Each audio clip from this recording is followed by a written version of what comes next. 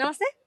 తెలంగాణ వచ్చి ఇన్ని సంవత్సరాలు అయినప్పటికీ ఇంకా ఎందుకు తెలంగాణ అస్తిత్వంపై దాడి జరుగుతుంది? తెలుసుకుందాం. మనతో పాటు డీడీఎఫ్ నాయకులు శంకర్ ఉన్నారు. తెలంగాణ వచ్చి 12 సంవత్సరాలు దాటినప్పటికీ పవన్ కళ్యాణ్ ఇప్పుడొచ్చి తెలంగాణని ఏ జాగిర తెలంగాణ బరాబర్ మేము పోటీ చేస్తాం, మేము ఉంటాం అంటున్నారు. మీరేమంటారు? పవన్ కళ్యాణ్ పోటీ చేస్తే పోటీ చేయాలి, కొత్తగా పోటీ చేసేది ఏం లేదు. పవన్ కళ్యాణ్ గత 2023 నుంచి పోటీ చేస్తూనే ఉన్నాడు, ఓడిపోతూనే ఉన్నాడు. పోటీ చేస్తాడు, ఓడిపోతూనే ఉంటాడు. అది పెద్ద పోటీ విషయం పెద్ద కాదు. కానీ ఇవాళ తను నోటికి వచ్చినట్టు ఇష్టం వచ్చినట్టు తెలంగాణ అస్తిత్వవాదాన్ని, తెలంగాణ ఆకాంక్షను మాట్లాడుతూ ఉన్నాడు. తెలంగాణను ఒక ఉగ్రవాదంతో పోలుస్తూ ఉన్నాడు. ఆయనే సమాధానం చెప్పాలి. ఇక్కడనేమో తెలంగాణ ప్రాంతీయవాదము అంటే ఉగ్రవాదం అని చెప్పాడు. నిన్న పోయి ఆయన అమరావతిలో పొట్టి శ్రీరాములకు దండేశాడు. పొట్టి శ్రీరాములు ఎవరు? మద్రాసు నుంచి ఆంధ్ర రాష్ట్రాన్ని సపరేట్ చేయాలి, మద్రాసు వాళ్ళు మా మీద పెత్తనం చేస్తారని చెప్పారు. మరి పొట్టి శ్రీరాములకు పొట్టి శ్రీరాములు గారికి నువ్వు దండేసినావంటే మరి ఆయనే పెద్ద ప్రాంతీయవాది కదా. ఇప్పుడు ఆయన నీ దృష్టిలో ప్రాంతీయవాదా లేదా ఉగ్రవాదా? పొట్టి శ్రీరాములు గురించి నువ్వు పవన్ కళ్యాణ్ ప్రకటించాల్సిన అవసరం ఉంది. ఇవాళ ఇటువంటి వాళ్ళకి ఏం పని పాట లేదు. డిప్యూటీ సీఎం అయిండు, ఓ మంత్రి అయిండు, ఆ రాష్ట్రంలో పరిపాలన చేసి ప్రజల అభివృద్ధి కోసము పనిచేయాల్సిన పవన్ కళ్యాణ్ ఇక్కడేదో నిర్మాణం చేస్తాడు. అక్కడ వాడు అసెంబ్లీ నిర్మాణం చేసుకోలేదు ఇప్పటి వరకు 12 ఏళ్ళ నుంచి. ఇప్పటి వరకు సెక్రటరియట్ నిర్మాణం చేసుకోలేదు 12 ఏళ్ళ నుంచి. అక్కడ రాజధాని కట్టినోడు, అక్కడ సెక్రటరియట్ కట్టినోడు, అక్కడ అసెంబ్లీ కట్టినోడు తెలంగాణను నవనిర్మాణం చేస్తానే హక్కు రైటు నీకు ఎక్కడిది? అసలు నువ్వు ఎవడివి? తెలంగాణ నీ జాగిరిగా అని అడుగుతున్నావు. ఇవాళ తెలంగాణ వాసుల జాగిరి కాకపోతే నీ అయ్యే జాగిరి అవుతుందా ఏమన్నా? మా ఆల్రెడీ గూడాంజన చెప్పాడు కదా, అయ్యోని వాను అవ్వోడి వాను తెలంగాణకి తోటి పాలుడు అని చెప్పి గూడాంజన చాలా స్పష్టంగా ప్రకటించింది కదా. ప్రకటించినాక కూడా నువ్వు ఇంకా మేము తెలంగాణని జాగిరని మాట్లాడుతుంటే విద్వేషాలను రెచ్చగొట్టడానికి ఇవాళ పవన్ కళ్యాణ్ చేస్తూ ఉన్నాడు. దీంట్లో కేవలం పవన్ కళ్యాణ్ మాత్రం ఒక్కడే లేడు. నా దృష్టిలో ఇవాళ మోడీ హైదరాబాద్కి వచ్చినప్పుడు చంద్రబాబు, పవన్ కళ్యాణ్, దాంట్లో రేవంత్ రెడ్డి కూడా కుట్రదారుడు. ఇవాళ ఈ రేవంత్ రెడ్డి, మోడీ, పవన్ కళ్యాణ్ కలిసి హైదరాబాద్ను యూటీగా మార్చేందుకో లేకపోతే హైదరాబాద్ను ఇటువంటి కుట్ర చేస్తూ ఉన్నారు. ఈ కుట్రను తెలంగాణ ప్రజలు గమనించుతున్నారు. తెలంగాణ ప్రజలు గమనించి వాళ్ళకి సరైన బుద్ధి చెప్తారు. ఇవాళ కానీ విద్వేషాలను రెచ్చగొట్టి ఇవాళ రాజ్యాంగం గురించి మాట్లాడుతున్నాడు ఆయన. ఇవాళ లేదు ప్రజాస్వామ్యం గురించి మాట్లాడుతున్నాడు. లేదు ఇవాళ మేము పాకిస్తాన్ అంటున్నాడు. అరే నువ్వు ఇన్ని రోజులు ఏడున్నావు రా భయ్, నువ్వు ఇక్కడ ఉన్నావు కదా. నేను ఎవడన్నా పాస్పోర్ట్ అడిగిండా?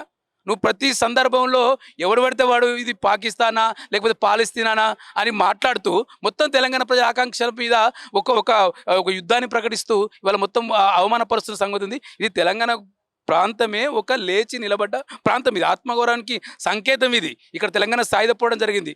ఈయన చెప్తాడు నేను కమ్యూనిస్టు పార్టీ గురించి కూడా మాట్లాడతాడు. ఈయన చెగువేరు అంటాడు. మళ్ళా చెగువేరు అంటాడు. ఇక్కడ కమ్యూనిస్టు నిన్నగాక మొన్న నువ్వు కమ్యూనిస్టు గురించి మాట్లాడతావు, చెగువేర గురించి మాట్లాడతావు. అది నీకు ఏం హక్కు ఉంది అంటే? ఆయన భాషలో చెప్పాలంటే పవన్ కళ్యాణ్ మైండ్ దొబ్బింది. మన భాషలో చెప్పాలంటే పవన్ కళ్యాణ్కు మతి భ్రమించింది. ఆయన మొన్నదాకా ఏదో హాస్పిటల్ ఉన్నట, అదే పిచ్చి ఆసుపత్రిలో శాశ్వతంగా ఉంచాల్సిన అవసరం ఉంది పవన్ కళ్యాణ్. తెలంగాణ చిహ్నాల్లో బతుకమ్మను తీసేయడం కావచ్చు, మొన్న ఎన్టీఆర్ విగ్రహం పెట్టడం కావచ్చు, నిన్న పవన్ కళ్యాణ్ కామెంట్స్ కావచ్చు, ఏంటి తెలంగాణ అస్తిత్వాన్ని ఏమన్నా అస్తిత్వపరిచే అవకాశం కనపడుతుందా? ఇదంతా నేను ఇంతకుముందు చెప్పిన ఒక పెద్ద కుట్ర జరుగుతుంది. హైదరాబాద్ మీద, తెలంగాణ మీద పెద్ద కుట్ర జరుగుతుంది.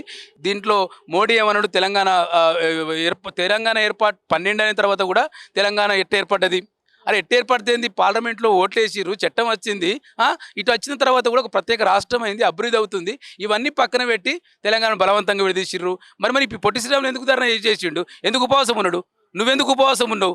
నీకు తెలంగాణ అంటే నాకు గౌరవం అంటావు, తెలంగాణ ప్రజలంటే గౌరవం అంటావు, తెలంగాణ నాయకులంటే గౌరవం అంటే ఒకరోజు ఒకవైపు అంటూనే మరోవైపు ఇవాళ తెలంగాణ అస్తిత్వం మీద దెబ్బ కొడుతూ తెలంగాణ ప్రజలను రెచ్చగొట్టడానికి ప్రయత్నం చేస్తున్నావు.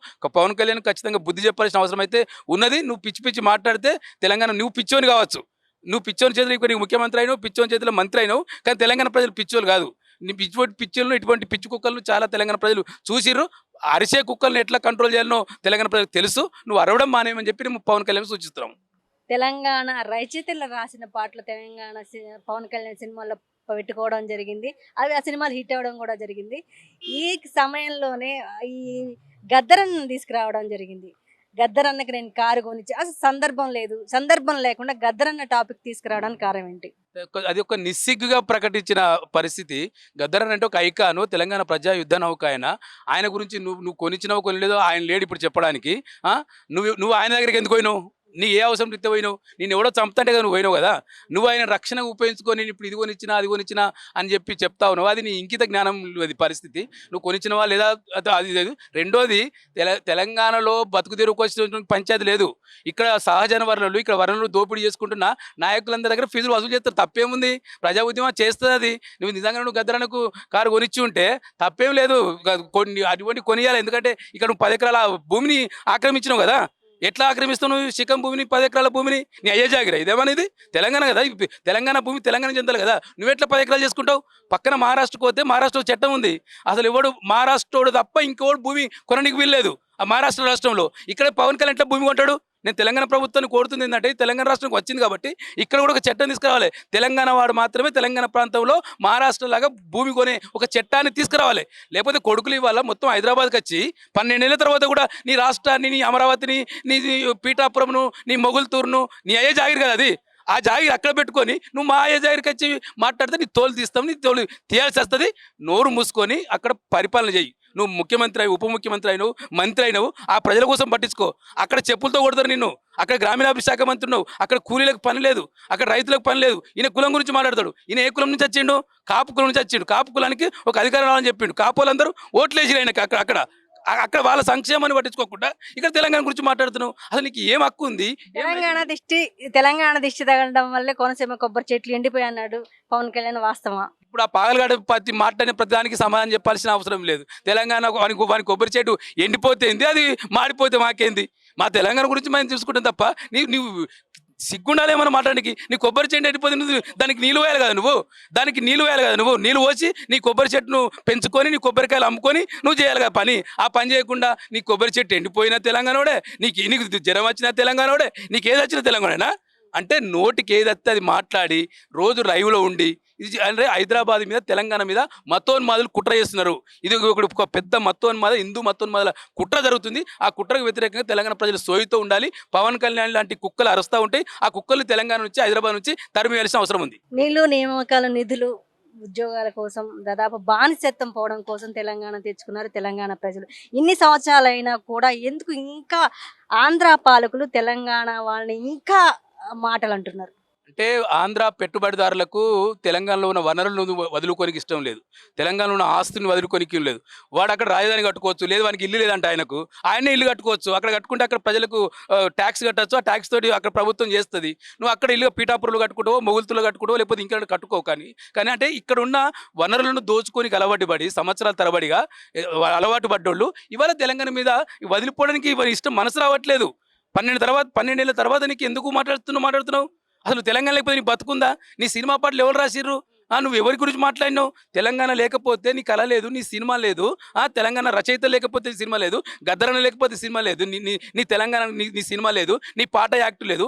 తెలంగాణ రచయితల పేరు మీద బతికినోనివి, తెలంగాణ కళ పేరు మీతో బతికినోనివి. నువ్వు తెలంగాణ మీద ఆకర్షణ అంటే తల్లి పాలు దాగి రొమ్ము గుద్దినట్టే ఇవాళ పవన్ కళ్యాణ్ పరిస్థితి. తెలంగాణ ఏ జాగిరి అన్నాడు పవన్ కళ్యాణ్. ఇంతకు ఎవరు జాగిరి? తెలంగాణ ప్రజల జాగిరు. తెలంగాణ ప్రజ ఇక్కడ పుట్టినోని జాగిరిది. ఇది పవన్ కళ్యాణ్ లాంటోడో ఇంకోడో వస్తే ప్రజారాజ్యం పెట్టిర్రు. ఆ ప్రజలు లేకుండా రాజ్యాన్ని ఇంకో దగ్గర కలిపిండ్రు. అది వాడు ఎక్కడ పుడతాడో వాని గడ్డ అది అస్తిత్వం. ఇది నా అయ్యే జాగిరే, నా తాత జాగిరే, రేపు పొద్దున భవిష్యత్ పిల్లల జాగిరి.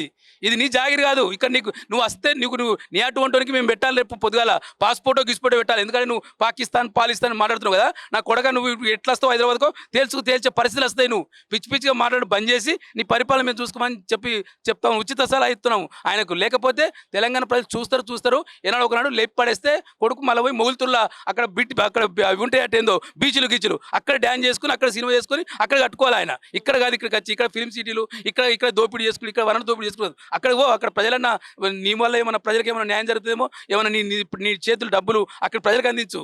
కానీ ఇక్కడికి వచ్చి నాటకాలు చేసి ఇక్కడ శ్రమ దోపిడీ చేసుకుంటూ, ఇక్కడ కళాకారుల దోపిడీ చేసుకుంటూ, ఇక్కడ వనరులు దోపిడీ చేసుకుంటూ, ఇక్కడ నేను భూమి కబ్జా చేస్తా అంటే ఎవడు ఊకునే పరిస్థితి లేదు ఇక్కడ.